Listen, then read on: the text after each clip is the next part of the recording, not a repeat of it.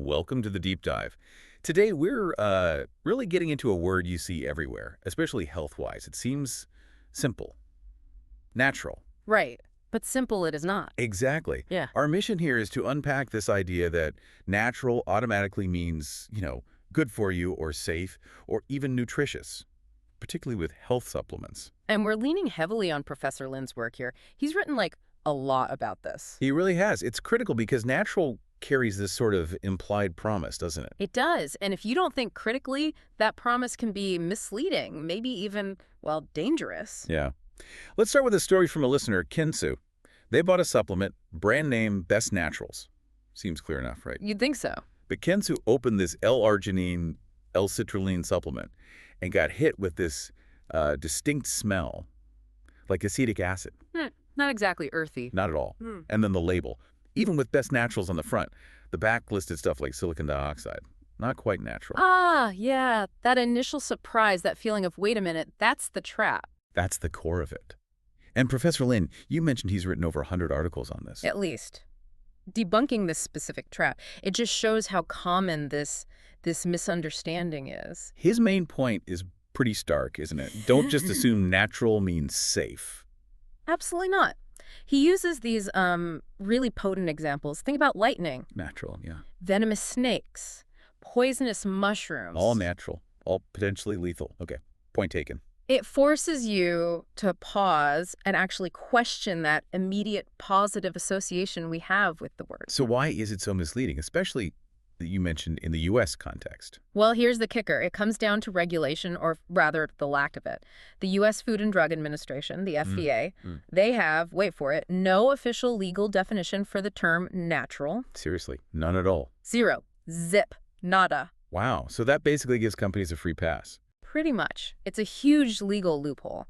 They can label something natural and, there aren't really consequences for false advertising in that sense. Professor Lin highlights this, citing a 2014 report. It's been known for a while. Okay, that's the legal side. But Professor Lin also argues it's almost scientifically impossible anyway, right, once you process something. Exactly. Think about it. Even if your starting material is a plant or an animal tissue, you have to extract the nutrient. You have to purify it, formulate it into a pill or powder. Right, there are steps involved. Physical treatments, chemical treatments maybe? Yes, and those processes inherently change the substance. It's just not in its original natural state anymore. Vitamins are a great example. How so? Truly natural vitamins. You find them in food or, vitamin D from sunlight. But the moment you extract and bottle them, they've been processed. They aren't strictly natural in that original sense. Professor Lin also mentioned this, paradox. That's kind of funny if you think about it. Oh, the hard water thing. Yeah. Yeah.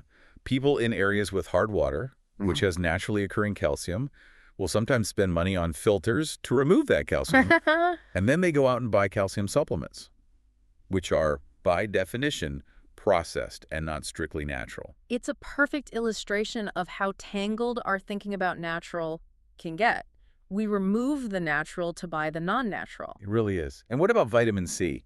That's often touted as natural. Well, vitamin C was first synthesized, chemically made, back in 1933. Okay, long time ago. And today, Yeah. the methods are even more advanced. Get this. Some efficient ways to synthesize vitamin C now actually use genetically modified microorganisms. Yeah, so GM tech. That throws another wrench in the works for people strictly wanting natural, doesn't it? It absolutely does.